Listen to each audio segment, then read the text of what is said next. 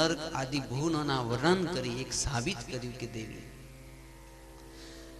આપણે કપિલ ગીતામાંથી એટલું જાણવાનું, કેટલું ટૂંકું ટચ, કે આપણે કેરી ખાવાથી કામ કે ડાળી અને પાંદડાઓ ગણવાથી કામ, શેનાથી કામ રાખવું જોઈએ? કેરી ખાવાથી કામ રાખવું જોઈએ? ડાળીઓ કેટલી, એના પાંદડા કેટલા, એ બધા વિશે શા માટે આપણી જિંદગી ગુમાવી?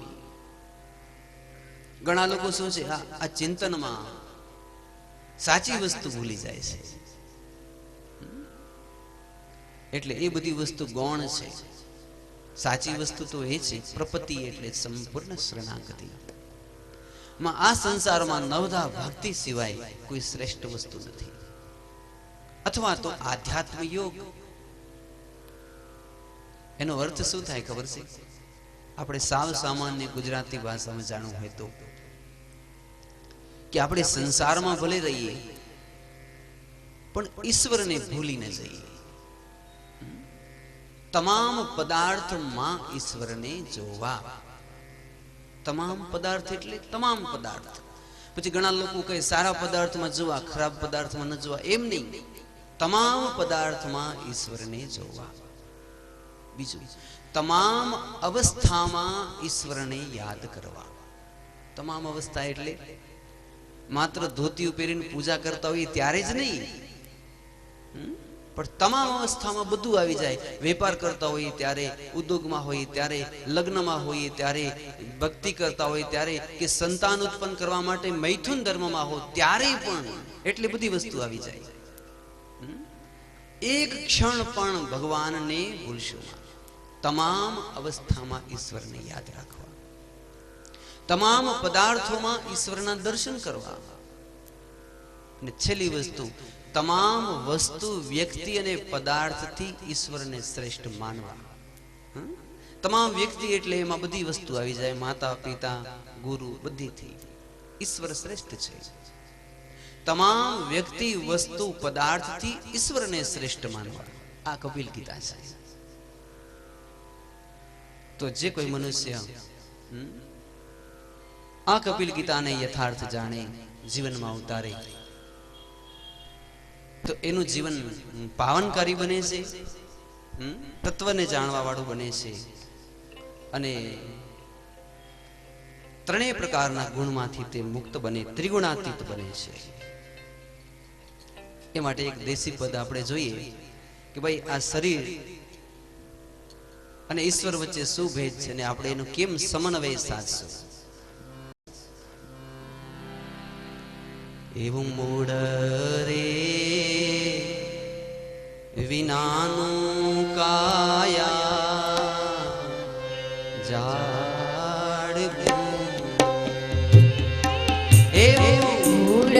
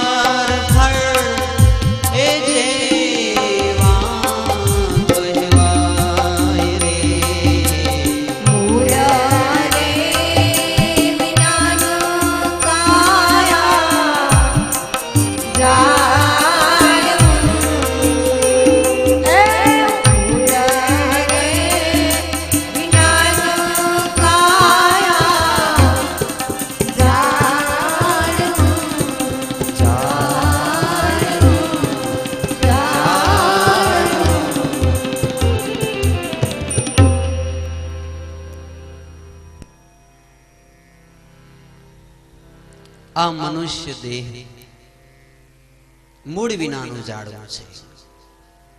એને પ્રેમ રૂપી પાણી ખાતર પૂરજો, સતરૂપી પાણી સીંચજો, અને તેથી એને શીલ અને સંતોષ ફળ લાગશે.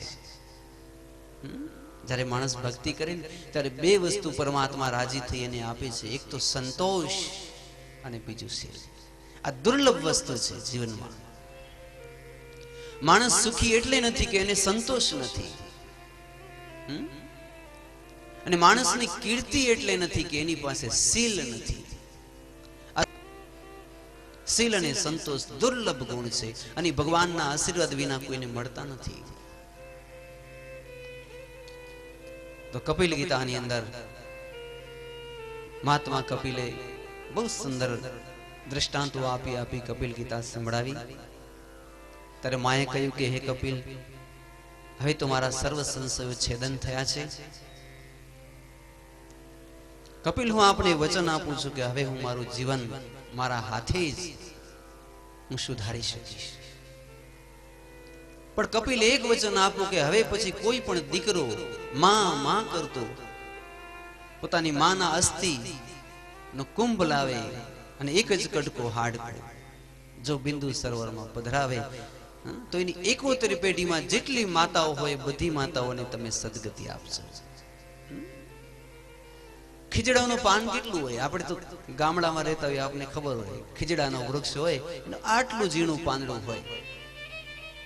ખીજડાના પાંદડા ઉપર રહી એટલો જ લોટનો પિંડ પિતૃના નામથી જો કોઈ આપે તો એટલા જ પિંડ વડે બ્રહ્માજીના દિવસ સુધી પિતૃઓને સદગતિ અને શાંતિ અને સંતોષ આપશો. એવું માતા દેવતીએ માંગ્યું છે. એટલે પુરુષ જ્યારે મરણ પામે ત્યારે ગયાજી જઈ અને શ્રાદ્ધ કરવું જોઈએ. કારણ કે ત્યાં ભગવાન ગદાધર ગયાસુર અસુરને ભગવાને વરદાન આપ્યું છે કે અહીં આવીને જે કોઈ પિંડદાન કરશે એને સદગતિ આપીશ. ત્યાં ફલ્ગુ નદી વહે છે જમીનમાં, અદૃશ્ય નદી છે. અને આપણું બિંદુ સરોવર, ત્યાં ભગવાન કપિલ આજ પણ ત્યાં એ બ્રહ્મપીપળાનો વૃક્ષ છે જ્યાં ભગવાન કપિલે સાધના કરેલી. અનેક મહાપુરુષો હિમાલયમાં તપ કરી અને તે નારાયણ સરોવર અને બિંદુ સરોવર દર્શન કરવા માટે આવે છે. તો આવી દુર્લભ ભૂમિ પછી માતા દેવહૂતિ એ દેવભૂમિની અંદર યોગ અભ્યાસ કરવા લાગ્યા. કપિલ ભગવાનની કૃપા થઈ, સદેહે શરીર ઉડ્યું આકાશમાં, અને પોતાના પતિ મહાત્મા કરદમજી જ્યાં બિરાજતા હતા પતિલોકમાં, ત્યાં માતાજી આ શરીર સાથે પહોંચી ગયા. તો અહીં ત્રીજો સ્કંદ પણ પ્રભુના ચરણમાં અર્પિત કરીને ચોથા સ્કંદની અંદર 4 પુરુષાર્થોની કથા જોઈએ. એમાં 4 કથાઓ આવશે. પહેલી કથા આવે સતી અનસુયાની કથા, બીજી કથા આવે દક્ષ પ્રજાપતિની કથા, ત્રીજી કથા આવે ધ્રુવજી મહારાજની કથા, અને ચોથી કથા સાક્ષાત ભગવાન પૃથુ મહારાજની કથા. આ સ્કંદમાં તો મનોસ્તુ સતરૂપાયામ ત્રિશ્ચ કન્યાશ્ચ જગનેરે આકૃતિ દેવહૂતિશ્ચ પ્રસૂતિ ઋતિ ઇતિ વિશ્રુતઃ. સર્વપ્રથમ તો સ્વયંભૂ મહારાજની વંશાવલી કઈ. એના 2 દીકરા છે, ઉતાનપાદ અને પ્રિયવ્રત મહારાજ. અને પછી જે દેવહૂતિ, આકૃતિ અને પ્રસૂતિ એવી 3 દીકરીઓની કથા કહી. એમાં દેવહૂતિની કથા તો આપણે હમણાં જ સાંભળી કે સોનાના અક્ષરે સાક્ષાત સુખદેવજી મહારાજે આ કથા ગાઈ. ખાસ કરી આકૃતિ દેવી કોણ હતા? એના લગ્ન રુચિ પ્રજાપતિ સાથે થયા. જરા ધ્યાન છે સુરના, એક ભગવાનનો વળી અવતાર થાય છે.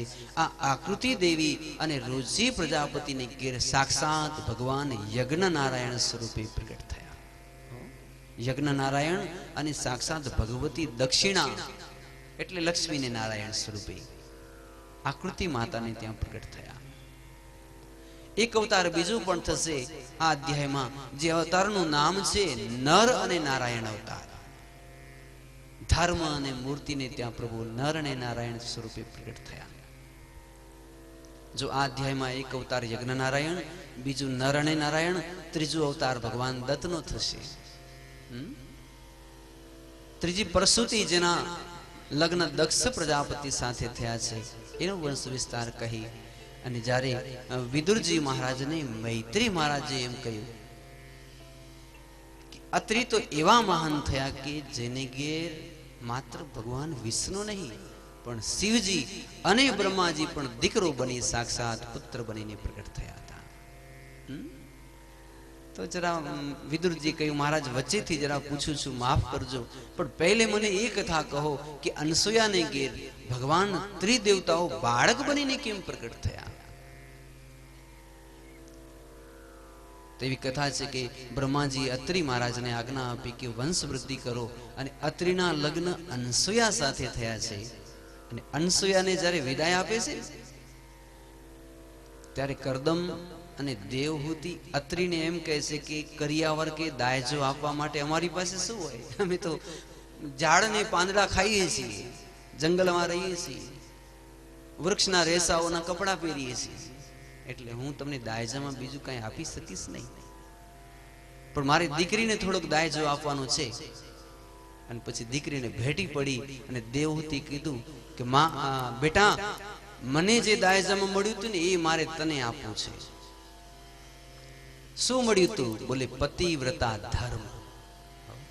મારી માએ મને દાયજામાં પતિવ્રતા ધર્મ આપેલો ને આજ એ પતિવ્રતા ધર્મ હું તને દાયજામાં આપું છું. હે અનસૂયા, તું મારું પ્રણ રાખજે અને પતિવ્રતા ધર્મ નિભાવજે. અને એ વખતે સતી અનસૂયા પ્રણામ કરી પોતાની માતા દેવહૂતિ અને કરદમને માથે ધૂળી ચડાવીને પ્રતિજ્ઞા કરે છે કે હું એવું પતિવ્રતા ધર્મનું પાલન કરીશ કે ઇતિહાસ જેને યાદ રાખે.